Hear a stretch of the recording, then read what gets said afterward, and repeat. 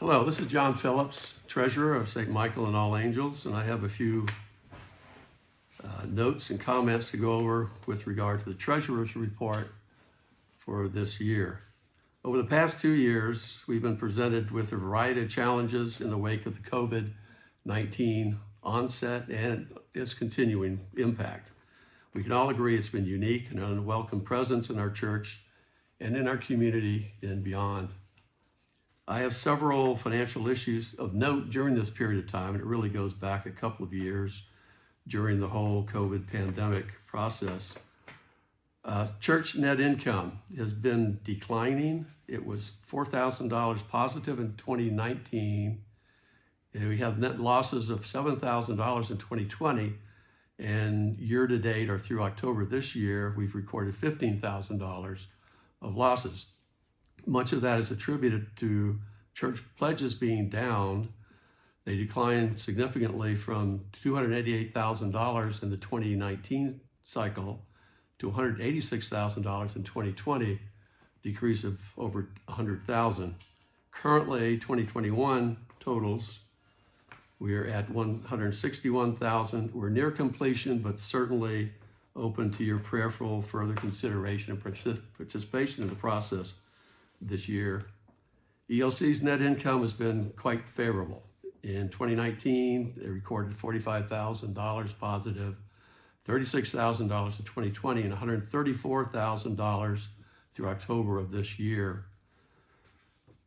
Helping to keep these numbers up or increase them has been Payroll Protection Program, which is a loan which was applied for and received in 2020, totaling $134,000. It was forgiven completely in this past year, 2021. And child care grants that Helen has gotten for us for ELC, totaling $163,000. So between the two, PPP and the grants, we have received $297,000 over the last year and a half or so, which have greatly blessed our church with needed financial assistance, particularly through this pandemic, with decreased income and increased expenses. The Dial building is something we've been looking at for some time, and the Mission Council recently approved preliminary funding of a project to renovate this separate facility, which, if you may be familiar, but if not, it's a steel building at the end of our main facility, has sat vacant just outside the entrance to the ELC. If we can improve that, it would represent significant net increase of funds, as we would add approximately 17 pupils, and it would also impact enrollment, increase enrollment and aid to balancing the class numbers as one age group goes from one class to another.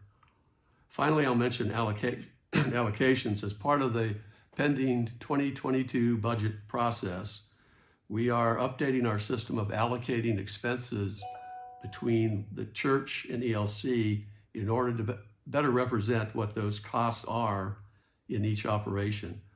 The result will likely show expense shifts in areas such as compensation, utilities, and in other areas. In summary, the financial outlook for St. Michael's is concerning with regard to operating results, since they are trending downward.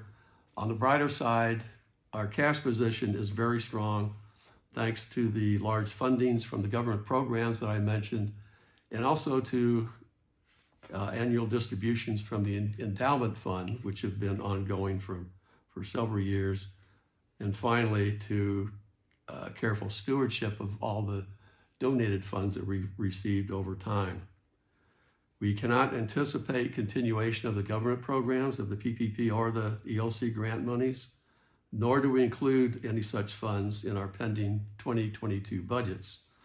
The financial challenge before us is mainly to bring in or generate additional income, mainly giving, at least to a point where we can match our operating expenses.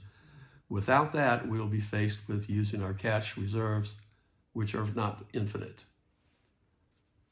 These comments are sobering But I'd like to end with some comfort and encouragement from God's word in Psalm 62. May God be gracious to us and bless us, and make his face shine upon us, so that your ways may be known on earth, your salvation among all nations. The land yields its harvest. God, our God, blesses us. May God bless us still, so that the ends of the earth will fear him. God's peace and blessings. Thank you.